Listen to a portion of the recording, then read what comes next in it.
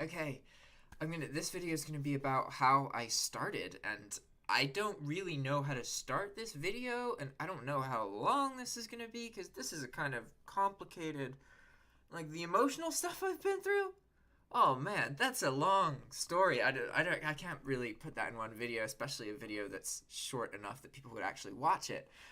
So I'll try my best to consolidate everything. Um, all right.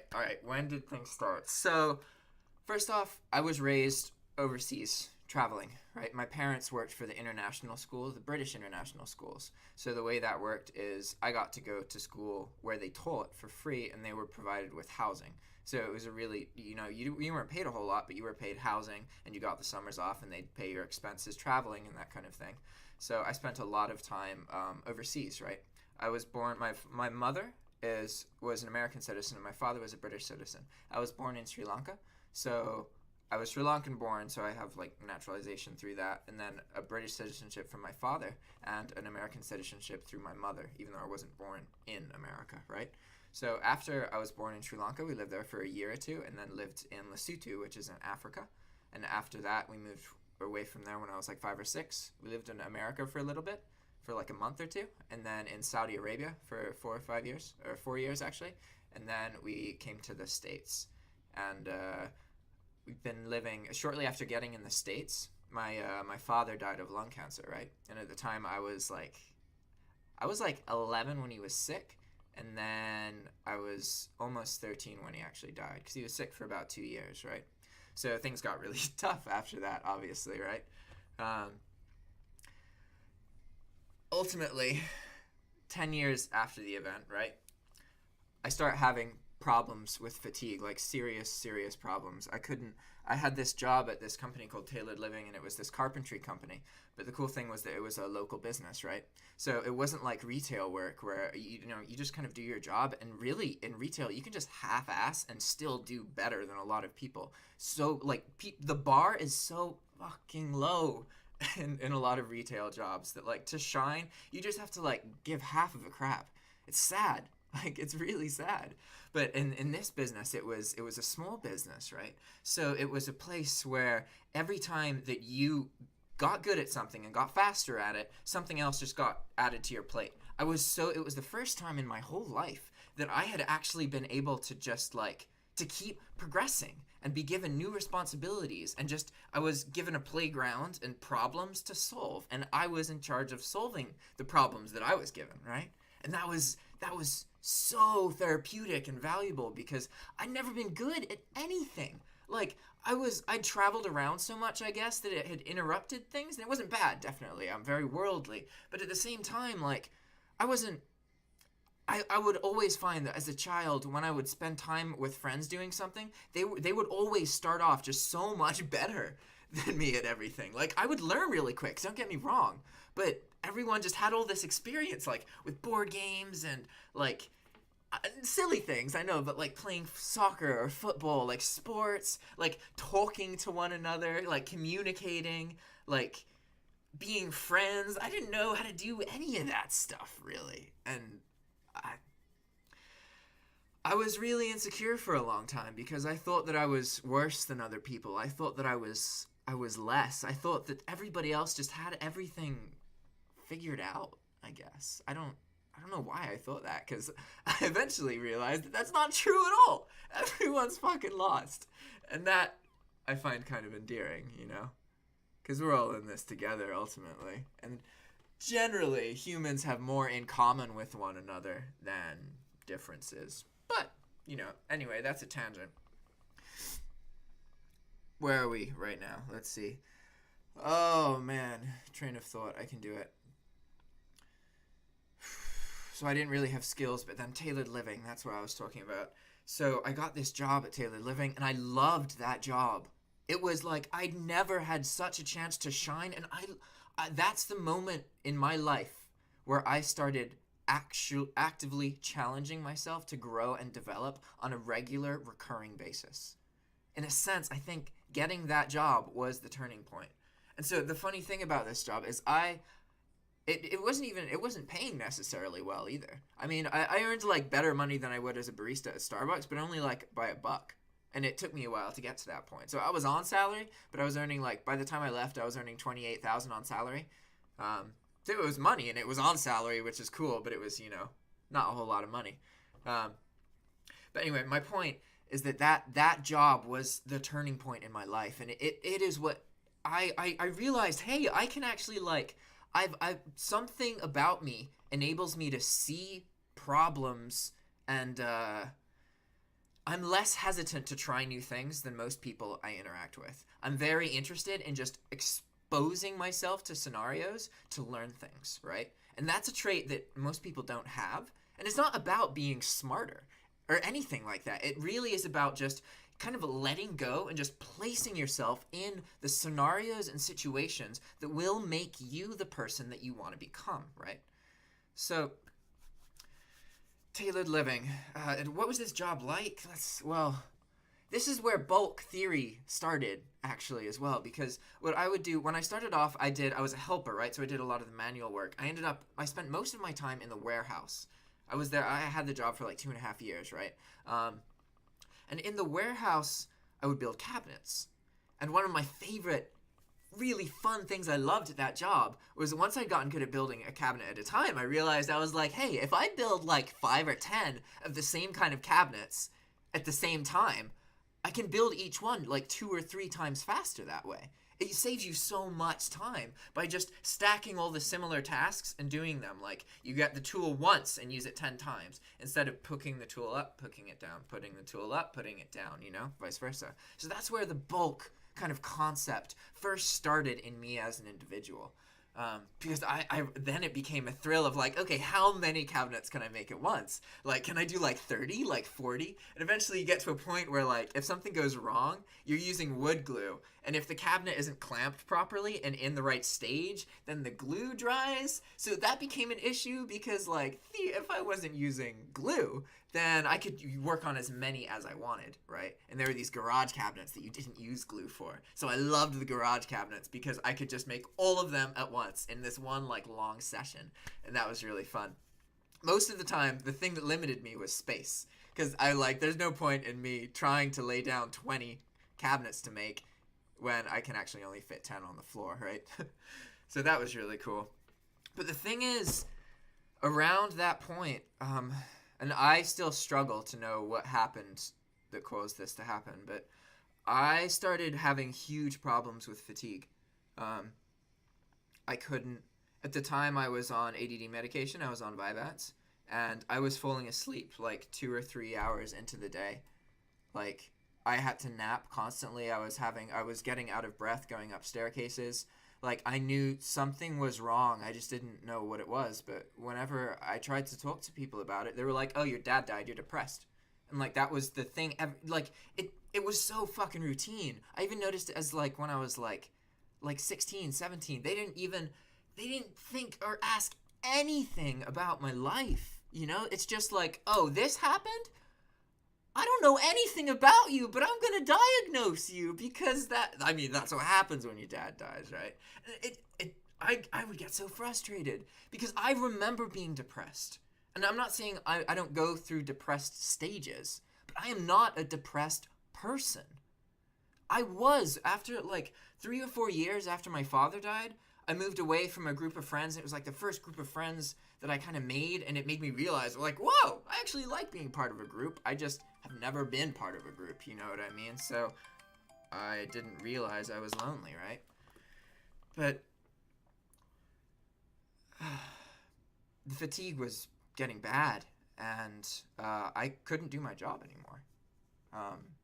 And that was hard to fathom. I was 21 at the time, and I couldn't do this job that was the thing that had given, like, I had developed even further in the company. I'd gotten to a point where I was doing a lot of ordering, right? And that's funny because that ordering experience is now what I do on eBay. It's just a different form, but that's where it all started at this job, right? But I didn't realize that that's how the experience was going to be useful to me. But like I said, this job taught me so much, but it got to a point where I couldn't work anymore. Like I wasn't there in my head. I didn't have the energy. I was making mistakes. Something was wrong, and I knew something was wrong, but I didn't know what. Um, and ultimately, it took. I had problems with fatigue for about 3 years, um, and what I believed that it was Lyme disease, something called chronic Lyme disease. But the thing is, there's so much political crap about it that you can't actually be sure which side is right. It could be a disease that doesn't exist and it's all in people's heads. That's a thing that could happen. Or it could be that I thought it was in my head, you know? That's possible. The reason that I can't have certainty that I was sick is because of the climate around chronic illness. Someday we will live in a country where you can go to a doctor and they have your best interests at heart. That currently isn't the case, and it's not the doctor's fault at all. It's just the way that the system works and the point at its growth it's at right now. It's all about, it's about masking symptoms and keeping you on drugs to get the money, right? There's no money in treating a disease like Lyme disease, if it exists, because it keeps people sick, and it would be treated with something like antibiotics. And there's you can look up the history of antibiotics. There's been basically penicillin and that stuff was discovered, and then it's been there's been just barely any new antibiotics in ages, because most of the antibiotics that exist, they work very well until the bacteria becomes resistant to it, and obviously then it's a whole new world. But the reality is we haven't developed any new antibiotics in quite a while. There's just not that much money in developing antibiotics, because antibiotics tend to be you take them for 2 weeks. You want the medications that get, or the diseases that get a lot of attention and development, are the diseases that companies can over time really keep people on drugs for. And I'm not saying that that's the only thing, and that they hate people, and that they're conspiring against people or anything. It's just the way people work. There's incentives, right? And if you're in a position of leadership in a business and you don't have pressure to do ethical things, and the norm is to be unethical in business, do you make decisions that encourage your business growth or are right for humanity? I think that's an important question as a business individual. I feel I definitely want to be able to make a difference in that kind of thing, But there's a lot of people out there who have this kind of, I call it the old school methodology, where it's very cutthroat, it's all cool in the name of business. It's whatever gets you the most money. But I prefer what makes me feel inspiring and what makes me feel proud of myself. I'm not saying I always make completely ethical decisions, but if somebody spends the time to communicate with me, I'll always hear them out, even with the time spent methods that I do with the dropshipping stuff. I apply that. If they keep responding to me and they keep spending their time, I kind of, okay, then I make an exception, and then I'll address whatever is bothering them. As long as, they have to for me as a person, it makes a big difference when somebody actually makes an effort. Because a lot of people, they just kind of, they're like, hey, tell me what to do. Here, tell me what to do. Here, tell me what to, you have to go to somebody to find inspiration, to develop the ability to fix your problems in yourself. Because you're the only one who can truly make a difference in your life. It's not other people who can change your problems. It's you. But other people can help you get to that point, right? So other people play a role, but ultimately you're the person who's got to make the decisions and use their heads, right? But at this point, I've gotten so distracted. Oh, this is going to be a long rant, sorry. So I struggled with fatigue for a while. The interesting thing is, I had to quit tailored living because I couldn't do the job anymore. This was a combination of that I couldn't do it, and also that I recognized that I'd learned a good amount, and I wanted to start trying to work from home. But I don't think this was so much a conscious decision on my part as a decision out of necessity, because I had to face the fact that if I had this chronic illness, I may never get better. my life may always be struggling with fatigue. I had to figure out, okay, if that's going to be true, how do I earn a living? How do I make a difference in people's lives? How do I keep like a roof over my head without relying on someone else all the time? How do I do that? And ultimately, what it boiled down to was that I had to figure out how to work from home. I had to figure out how to be looking at my computer from bed so I could always just rest and then work for like 30 minutes or an hour and then rest and then work for an hour at my own pace, my rested pace, because I couldn't function in a 9-to-5 job anymore. I couldn't stay awake. It was crazy. And like I would try and caffeinate to stay awake, but I wouldn't be able to, then I just wouldn't be able to sleep, and I would be in this like painful state of being awake but not having the energy to. And just it was such a bizarre, crazy time. And it was so hard for me to relate to anybody because I was dying every day. I had to face the fact that my energy levels were drastically different than my peers. And it wasn't the kind of thing like I was just sitting in bed like being depressed. Like I was just like, it was just like I would shut my eyes, 2 hours later, 4 hours later, 2 hours later. It was so, the amount of sleep necessary to feel rested just became so huge. I could sleep for 9 or 10 hours, and then I would be up for an hour or two, and then I could sleep for a nap for like an hour, and then be up for like 3 or 4 hours, and then sleep for another 9 or 10 hours. Nowadays, that can't happen. I can do that for a day or two, but then my sleep debt like gets so non-existent that I cannot sleep. I get wired. And I can wake up now. I can go on a walk, and it doesn't steadily get harder to exist as I'm exerting myself. I wake up from the adrenaline going and from the running, you know? That didn't used to happen. And the hardest part of it was the uncertainty. Multiple doctors told me to my face that there is no way that I had Lyme disease. Like, that's the horrifying thing. Like, the treatment that I took, I eventually was able to get on 3 or 4 months of intense antibiotic treatment because I used veterinary antibiotics. And, like, I'm not proud of that at all. But I would do it again. Doing that changed my life. And it is...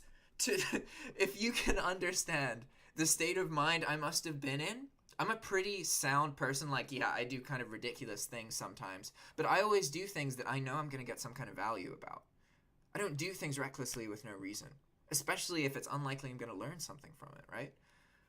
But I truly, with every fiber of my being, I believed that the best course of action I had was to try and treat myself with veterinary antibiotics, because the other paths that I had a choice of walking down were thousands of dollars a year, if not thousands of dollars a month, years long, with no certainty as to whether I would actually get better. How do you know when you're struggling with fatigue, whether it's your life that's made you that way? How do you know if it's like the things that you've been through? How do you know if it's a bacteria? Or some kind of like other illness that can be treated? Or is it just a genetic thing? Like, you can't know. And ultimately what it boiled down to, I learned this, is that I had to let go of that.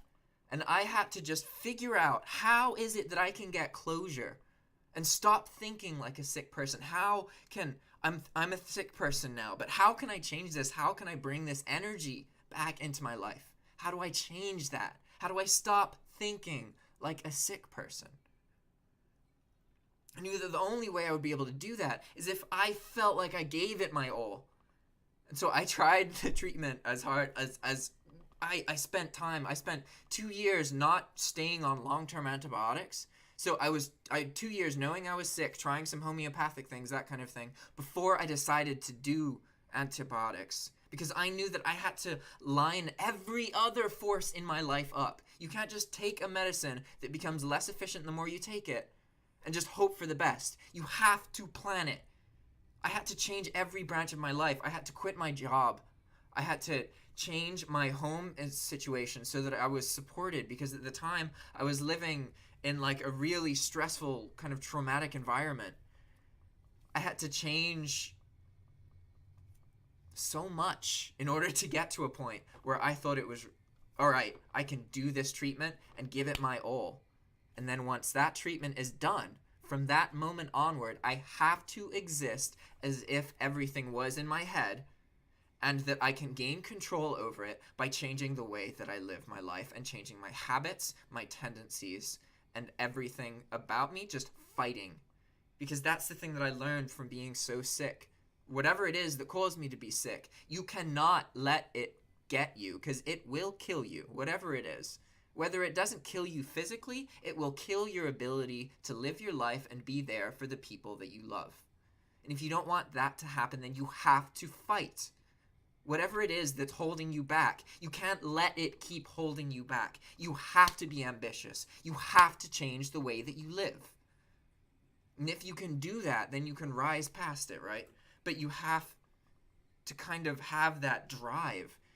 That's a hard part, I think, because the key to that is meeting people with the drive, and then you can replicate it in yourself, right? But what do you do when everybody in your life has just told you have this other problem, but a deeper part of you knows that it's not that?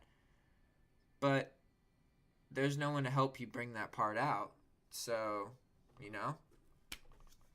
where are we going now? Oh, man. All right, so yeah, I was really sick, and I got better. Life got way easier after that. I don't want to say my life is easy, but the main reason I'm able to do the things that I do now and have faith that things will work out is because I had to live in a state where I didn't have enough energy for anything. I was constantly crashed. I had about an hour and a half each day in a state of mind that I could tell what I needed to do in my life. The rest of it had to be just like kind of there, trying my best to keep myself together, but in some form of pain.